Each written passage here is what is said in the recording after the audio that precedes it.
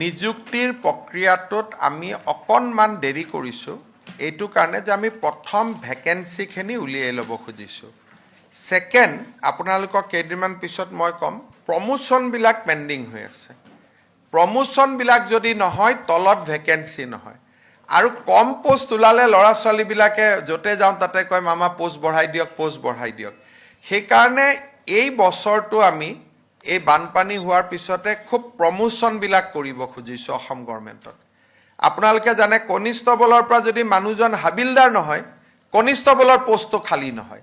সেইকাৰণে ডিসেম্বৰলৈকে আমি প্ৰমোশনবিলাক শেষ কৰিব খুজিছোঁ ধৰক এডুকেশ্যন ডিপাৰ্টমেণ্টত 1000 হেডমাষ্টাৰৰ পোষ্ট খালী আছে যদি শিক্ষকজন হেডমাষ্টাৰ নহয় শিক্ষকৰ পোষ্টটো খালী নহয় সেইকাৰণে আমাৰ টাৰ্গেটটো হ'ল 2 লাখ ভেকেন্সি ওলোৱা যাতে এই 5 বছৰত আমি 2 লাখ বা মোটামুটি 2 লাখ নিযুক্তি দিব পাৰোঁ সেইকাৰণে এই বছৰটোত আমি প্ৰমোশনখিনি কৰিম